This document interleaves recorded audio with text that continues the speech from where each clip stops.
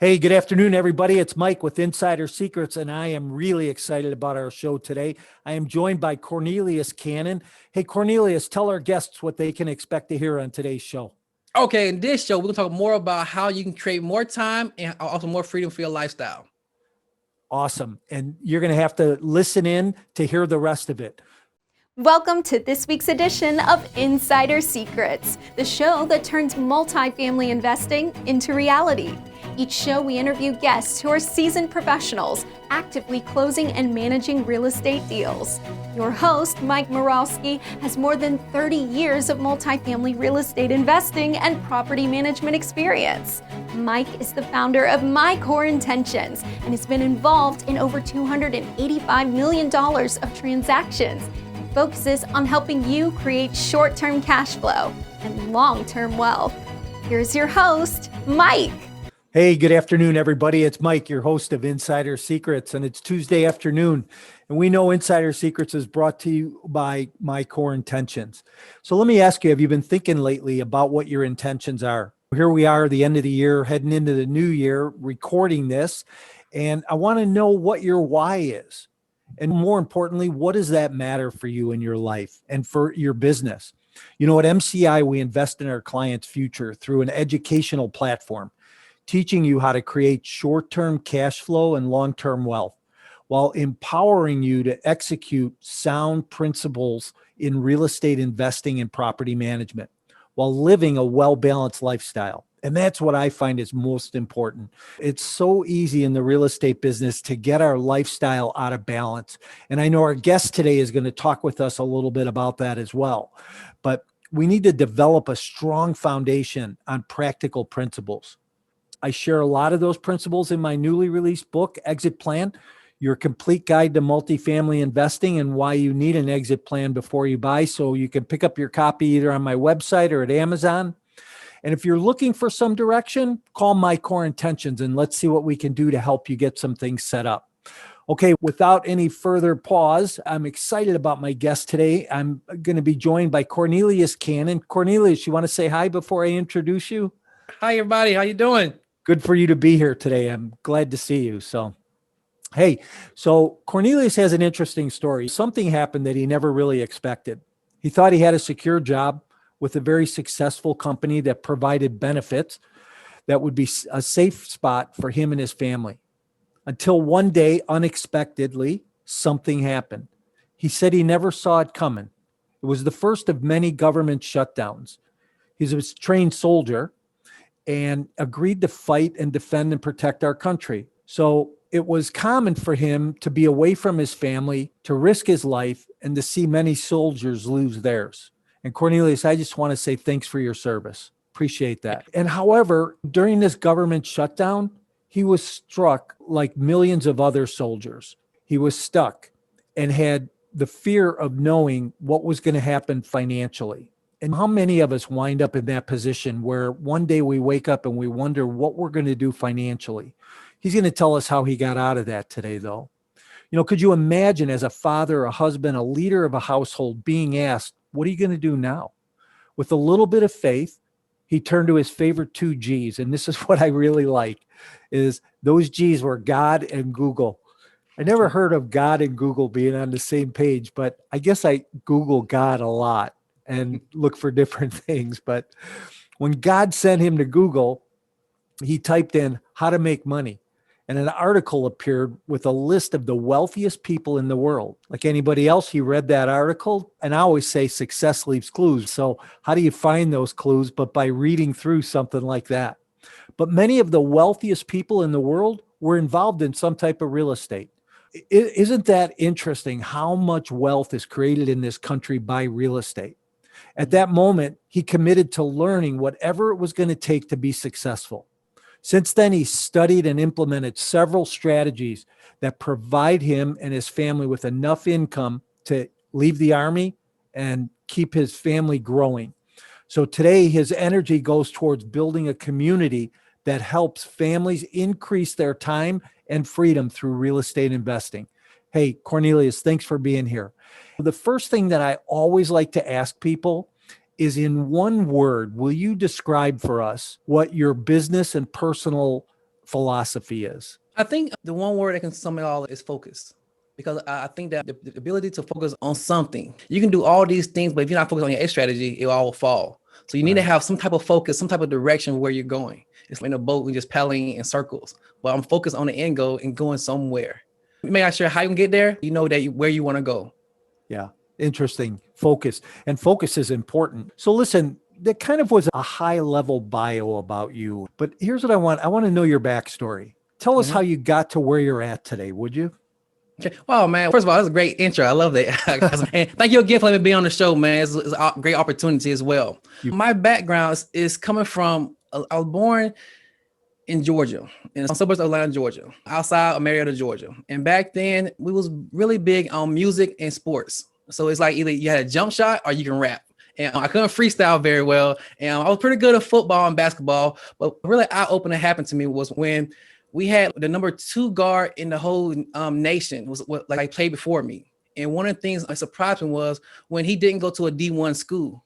He didn't go to a big school. And that opened my eyes like, wow, he's the second best in the nation, and he still didn't go to a top school because of that was our goal as children to make it out of our poverty through sports or through rapping and singing or the street life. And in my time growing up, my father was in prison when I was born, so I had that statistic against me about how a lot of people in my neighborhood didn't make it out of the neighborhood because either drugs or alcohol or just a lifestyle that you know so well. And I was like, dude, I don't want a lifestyle for myself. Something inside me was like, I don't want it.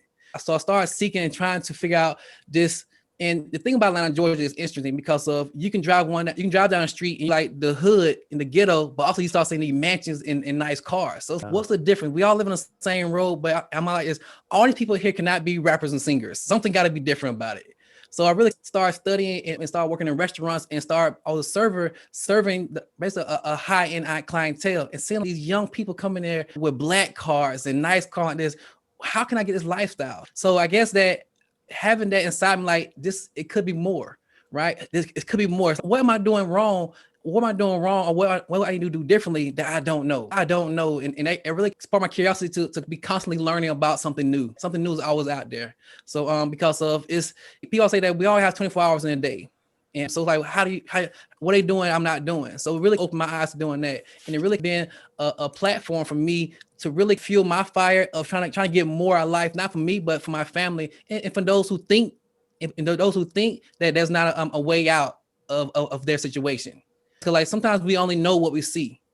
But so sometimes it's good to get outside your environment to see other things like, wow, things can be different. It's like looking at, it's like stuck in the box, but when you're outside the box, it's easy to get outside the box when you're outside the box. So it's like helping people get outside that box or outside that cubicle to understand life is more than what we think it is, right? We're in this fishbowl, but it's a whole ocean out there. So that really been my passion because I seen more and I like this, I want more because I seen people struggle and I've been through the struggle of life, the government housing and living in a household, being the only man, single parent household and so forth. So I seen my mother fight and struggle throughout these years. And I was like, why can't we have that lifestyle? Why can't we have that joy? Not just all the fancy cars and stuff, but the freedom or the stress of not having the monster of bills and financial freedom coming after us, that fear. So that's really been my story about how to prevent myself, I guess, running from suffering, trying to run far as possible and help people to get far as possible because I think that once you get past, that's when life really begins. That's when you become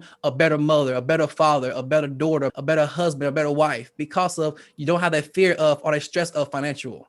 So imagine what more we can do, right? You can be more friendly. A lot of fights happen and divorce happen between money, mostly money and sex. And usually people use sex as a sedation because they push it with their money and their lifestyle. So I think that's been a big key in my life, trying to help people break that phobia so we can be better off just in our internal, be better at ourselves. That's what we always say, finance and romance. Listen, I really like what you were talking about early on. You talked about, hey, look, the only way out was through music or through sports. And I think what happens is people find themselves in this box, right? Mm-hmm. And they say, this is my life, or this is where I am. Mm-hmm. Like I know guys that live in the city of Chicago, and I live in the city, but they've never been past, and they'll joke about it. They'll say, I've never been past Western Avenue, or I've never been north of 12th Street. And what becomes interesting is that you live in this box and you don't know what's outside there. And to get on an airplane for the first time, or to venture into a new business, or to be in a new conversation. You know, I think one of the greatest opportunities that we've developed over the last few months is being able to meet online. Yes. You know, Yes. and virtually. You can talk to more people today. You can be in bigger groups today. You don't have to wait to go somewhere or sign up for something. It's instantaneous. So I think that's great. Good for you, though. That's great that you didn't live in that box and you decided to get out. So it's funny to say. Go ahead. I remember one time I was in school, right? And I think we did a history class, and it was saying how 98% of people will live and die in a 10-mile radius. And I was like 10-mile radius, like this 10 miles. It's like from my house back to school, and it opened my eyes. Some people like, oh yeah, it's great living from home. Like, there's no, it opened my eyes to do it. I want to do more. It's more out there, and I want to travel. I want to see the world because of to understand like people put you in a box and then people hold you in that box. So it kind of might be my spark to get out as well. Yeah. So listen, everybody has a defining moment, right? Yes. What was yours? I have a couple of them in life. One of my defining moments was when I got older. One of my defining moments was in my 30s. My first wife died. My first wife passed, and one of the things was it was a relationship like we just got an army. So then, but because I was making all this money, making money doing flipping houses and wholesaling, I was a real estate agent, and I was constantly gone, thinking that the more money we have, the more the thing we be. And however, I realized that the more I was working and being a provider, I was less as a husband, less as a father.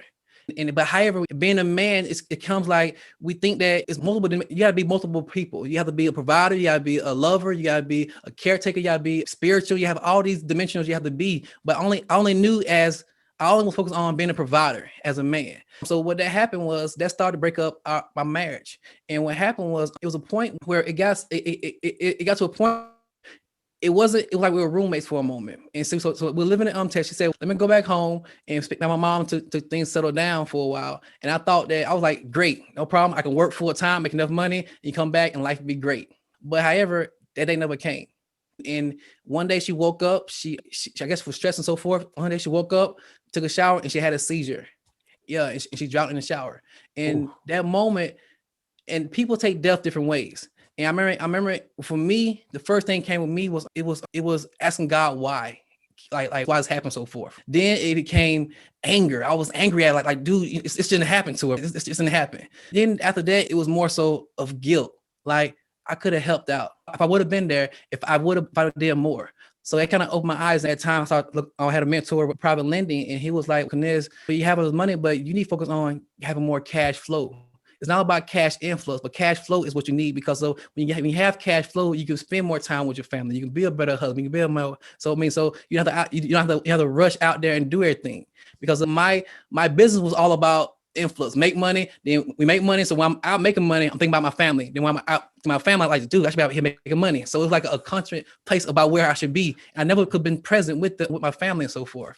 So it was a really defining moment. Like I need to find more cash for my lifestyle. Because of, I don't want, it's like I said before, now I have a son and daughter myself, two young ones, and I try to be there for them. And I said, I want to spend more time with them as much as possible. He's getting old, like next year he go to school and so forth. But now I'm like this. So now I'm like this, I want to spend more time with him, because I've never had a father in my life like that. So It's all about time. Like I said, real estate is a vehicle to get somewhere and to be more of who we want to become.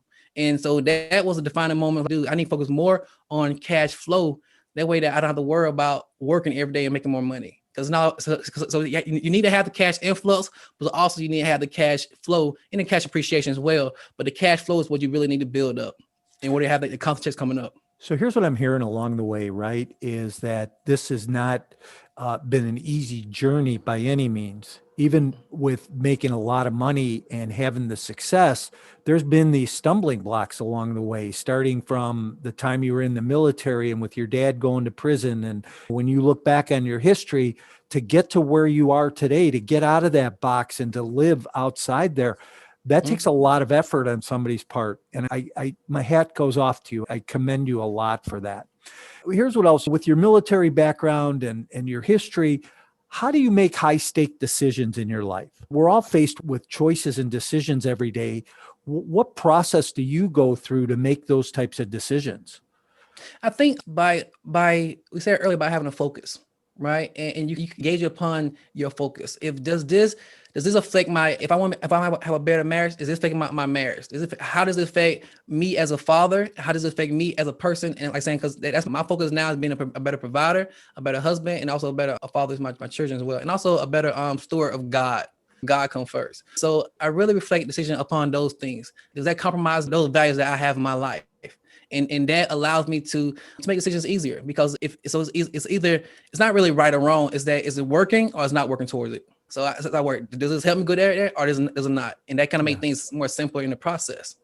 Sure. Makes a lot of sense. Good for you. Everybody in business has their best techniques as far as systems and processes. What are a couple of the best resources that you have technology wise, and maybe some strategies that you've put together in your investing business? I learned now, I say in business, you need to wear basically 3 hats. Right. You need to have the CEO hat on. That's about managing systems, right? Create systems and manage systems and so forth. You need to also have the entrepreneur hat, the person who actually go out there and find problems and actually come up with a solution for problems. They also need to have the marketer hat. The marketer actually get the solution from this entrepreneur and bring it to the right marketplace. I'm always constantly wearing those 3 hats. Like, I think I'm a good person. I'm a good problem solver. I love find problem solving, but now I'm become better at marketing, and I can hire CEO, being a CEO and so forth, creating systems. I have that, but also I can outsource that as well and learn more about that. But my thing is, I find a position that I like more and outsource the rest. So my thing is now system is like working like back in, I know growing up, I would say working your weaknesses, but now I focus on my strength and I outsource the rest. I'll find somebody else to do the rest. So I look for the things that I'm great at. I'm number 10 at, like I enjoy doing, and I kind of outsource the other stuff that I'm not so great at, or I find somebody who's actually better at it. If I'm a 10 in this area and 10 in this area, then I kind of I joint venture or partner with those individuals. That way that we can be 10 together all around. Nice. Great. So what do you do in your own life to get better? We all want to strive to try and get better, education, learning more. What types of things do you seek out in your own life to help you improve personally as well as professionally? I think one of our biggest assets is ourselves. So I think with that said, you invest in 3 things. You invest in your mindset, my skill set, and also my networks. Like you said, so I'm not afraid to pay for my friends, as saying like I paid against some certain networks, Mr. Mind, so forth. Connect with, because that's when you connect with the same like-minded people. I'm constantly trying to learn different things on my weaknesses or things that I enjoy learning. For example, I was doing a Duolingo because I'm trying to learn more Spanish on my Duolingo, get more on that. I took it in school, but now I'm doing that. I'm constantly, and even in the car, I got a podcast on or an audio book on and listen to everybody else. And also when I meet people, I always ask like, what books are you reading? What things are you listening to? And really, because I think that we are a syndication of just an aggregate of information, right? Information is free. So we constantly learn new things and inspired by new things. Then we just share with other people. I think Zig Ziglar said that the best, the more people you help, the better you help yourself. But so you get information and you share it, you learn more by sharing. I'm constantly trying to share information because I learn more by sharing. And that way that it builds more bonds as well. Yeah. And I build my network as well. I'm constantly learning different things just by asking questions and understanding that there's a lot of things out there that I don't know. And being like and really taking life as a constant learning environment. Like this is a school. You said earlier about a lot of things happen in my past, and for a long time I seen it as that's just great training. Let's life training. Like you experienced this. So what as you understand in your past, the things you did in the past prepare you for the things you got right now in the future and in your present. If I didn't went through that, I wouldn't be prepared for this right here. So that go ahead. So here's really cool, right? Is your past is different than mine. My past is different from yours. Mm-hmm. And we can come to a level place and we can learn from each other. Exactly. So I can teach you some things. You can teach me some things. And I think when you have that open mind like that with people, it just helps you grow so much more. And I wish more people thought like that, because I think we probably run in a circle of people like that. But when you think back to, when I think back to the neighborhood I grew up in or the neighborhood you grew up in, people don't think like that. And I think when we come together, it makes us more powerful individually as well as a group. So I didn't mean to cut you off, but you just really No inspired problem. No me. problem. So It's good stuff. It's I good love stuff. Zig It's good Ziglar stuff. too, by the way. People get what they want. You'll ultimately get what you want. But he had some great stuff to say over the years. So Indeed. I think you said earlier, but I think that it's by conditions and habits, because like I said, we have the cardinal mind of doing protection stuff, right? People don't do stuff, or like you're saying, like sharing information, like you're saying the secrets of your core intention, your core like the secrets and so forth, because people so afraid of sharing information, they think that they're going to lose, but in actuality, like you may win. And I think that it's because of we're taught about protect, right? Protect yourself, or no one love you more than yourself, and don't really think the ability of abundance. And like it's like the greatest joy come after the greatest moment when you're fearful, right? Every time you do something, you expand your comfort zone, and that's what you become, and that's how we grow. Because life is like we're like plants, either we're dying or we're growing. So how do you grow every day? it's like chaos. There's a lot of growth on the other side of chaos. So Yes, I learned that correct. a long time ago. But so you segued into this next question, which is this show's called Insider Secrets. Yes. Share one of your insider secrets that you would share with an investor in the real estate space. I would say a lot of times people try to reinvent things. I would say I learned from Russell Brunson, a great marketer. He said, you pick your dream 100, but not only your customer, but also pick the people who are actually doing it right now and just model what they're doing. Not copy, but just model what they're doing. And you figure out how do it fit you. Because for example, even this show, right? Some people may follow you, are going to connect with you. And some people may connect with me. Not saying that it's like going to school. Everybody can have the same math class, but however, some people like certain teachers better. And because of you connect with certain people. So it's not anything against them, it's not anything against you. But however, you connect, people have their own preference inside. So I say, don't be afraid to be yourself and just model what they're doing, but however, put your own flavor to it. It's like put your own flair to it. How do you receive it and how you take it? Or what are they doing? Because if it worked for them, it's chances are it may work for you as well. So a lot of people try to be unique, try to recreate the wheel. That's fine, but there's a time and place for that to make you different. But you are the core of making you different, right? No, there's no other mic out there like you, no matter what you try. So this is you. So you can model all the gurus out there and so forth. But when you do it your style, it's your style regardless. Because why no one have your charisma, no one have your stories, no one have your background that you can add to it. Because you are you regardless. And I think so many people are, because we're taught growing up in school to not, if you ask for help, that's cheating, right? In school. But as you know that when you get in the business world, dude, you have to ask for help. If you try to raise some money out by yourself, like you're not getting too far. Or you try to build business by yourself, you're not getting too far. So especially in real estate, no one's an island. You connected with realtors, you connect with contractors, you connected with attorneys. So you have to ask for help, and you have to be open to willing and not afraid to ask for help, because people really want to help you because they know that helping you will help them as well. So I think that what's one of my secret is don't be afraid to model other people. Don't be afraid to look out there. What a contradiction, though. And you're talking about it. We're taught one thing in school, but then we get in the business world and it's totally different. Hey, so what do you know today that you wish you would have known when you first got into the real estate investing space? I think that what you're saying earlier about that there's people out there and there's circles out there who's not, it's about, because one of the things that a lot of people get involved with is not having money. That was a big thing about me. I was afraid to do bigger deals. I was afraid. I went all to the no cash, no credit deals. No, that was my style. I was all about that because of at the time I had no cash, no credit, and I was like, hey, that fit me perfectly. But understanding that you can bring value in so many other ways than money. Because some people don't have the time. Some people don't have the energy. Some people like for example, like even like when wholesaling and so forth, people don't have the energy or time to go out and find properties. People don't want to, like me. I have a degree in computer engineering. People don't care about doing social media or computer stuff. I have, our stories can bring so much value in a deal. So your value is not always tied to money. And that was a big thing in my life that I kept trying to say, oh, my net worth or my credit wasn't all this. But I realized that as I got more and more in these circles, wow, y'all paying people for that. I can do that for you. Y'all paying, I can do that for you as well. And realize that my value came by other means. And I think that's where that I say earlier to understand that you are valued. Yeah, you have value. You are valuable, right? So it's like finding your value and actually promoting that more.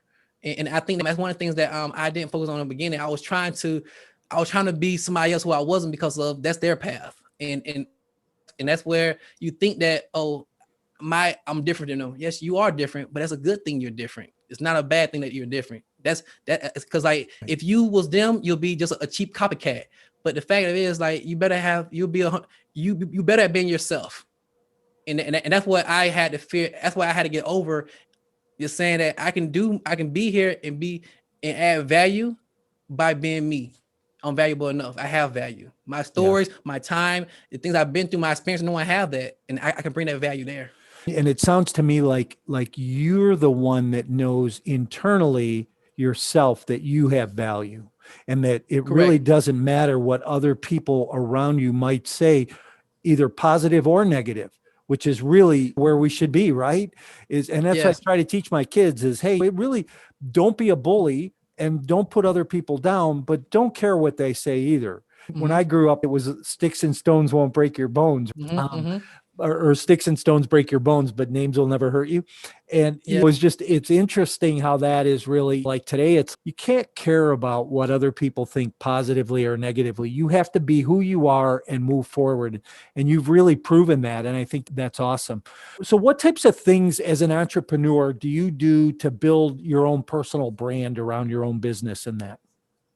I think that what I'm working, it's funny because I'm working on it now about being less of a personal brand and being more of a marketer. Like I have a purpose-driven content. Like for example, I'm doing apartment investing secrets out there on my thing, but the purpose of that is to create the ideal by investing in order for you to get into my apartment investor society. So it's more purpose driven, not just because right now it's so easy to put out content and everybody say publish put out content. But the question is being purposeful or the reason for your content, or like if not, it's just noise you're making. So it's making noise. How do you make noise in a crowded parade? You have to make your flow work for you. Right. And I think that's what I'm doing now is being more purpose driven. To understand, I'm doing this because of this.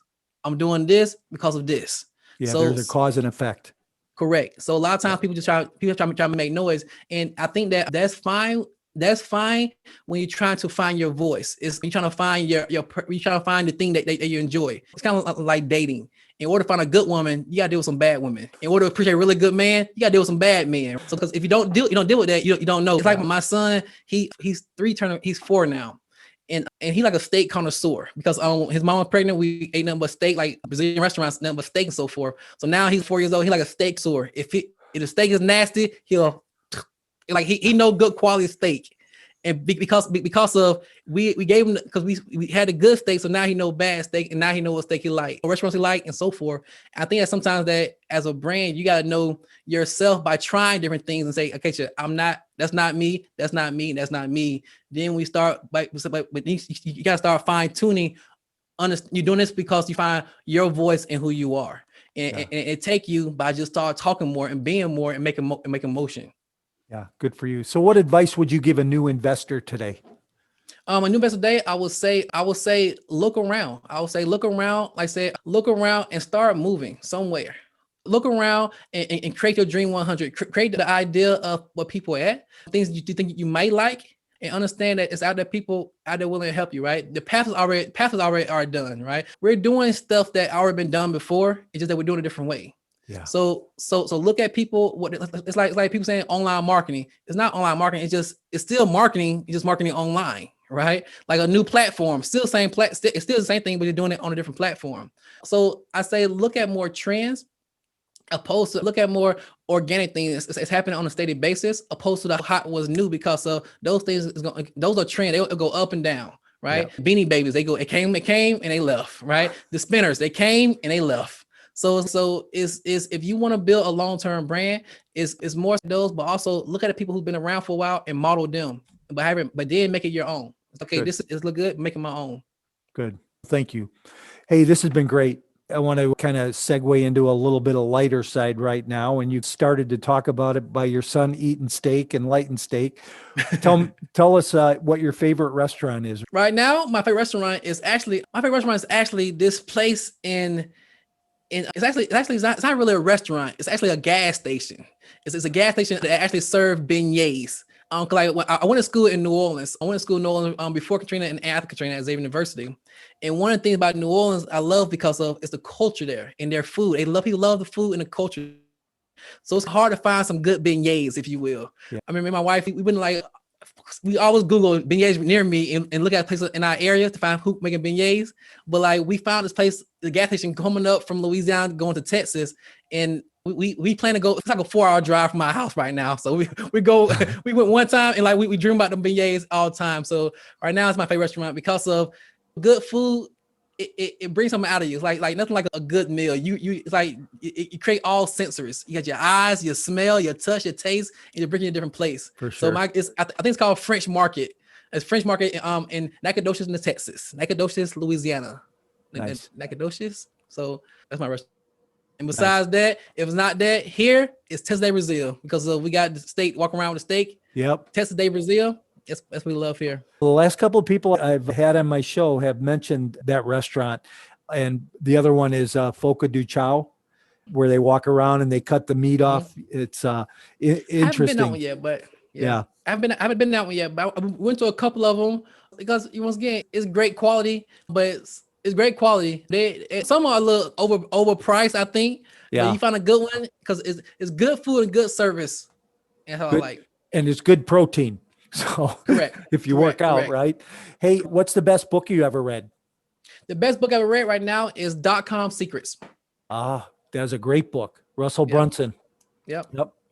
So I got all his series here. I got all the series here on my desk.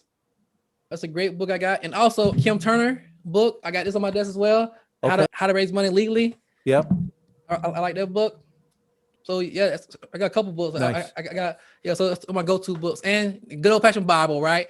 The Bible on audio. That's the best book ever written. Hey, Cornelious, I want to thank you for being on the show today. It's been a pleasure. If people want to get a hold of you and they want to pick your brain a little bit or get some inside information from you, how do they get in touch with you? I'm gonna spend a lot of time on apartmentinvestingsecrets.com. So if you want to find me, follow our YouTube channel. You can find me there, make a message, reach out to me there, or you can reach me at Corneilous. That's CORNEILOUS at apartmentinvestingsecrets.com. And you'll find me there. And we'll have your information in the show notes too. So again, I want to thank you for being here. Today's show's been great. Wealth of information and wisdom. And that's what I think we find over time being in the business as we develop this wisdom and this sense of spirit that it can't be matched by anybody else. Appreciate you and who you are. And thanks for being here. And thanks for everybody for listening in. Please, the show, go to Apple and like it, subscribe it, go to YouTube and our video show. Make sure that you like it and subscribe to it and tell somebody about it and pass it on. And we'll be here every Tuesday at 2:00. Cornelious, we'll talk to you soon and see everybody next Tuesday.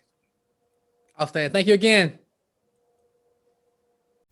Thank you, Mike, and thank you for joining us for another great episode of Insider Secrets. As always, Insider Secrets is brought to you by My Core Intentions. Join us on social media and visit mycoreintentions.com, where you can get expert coaching on all things multifamily investing and property management. We're looking forward to having you back again next week for more Insider Secrets.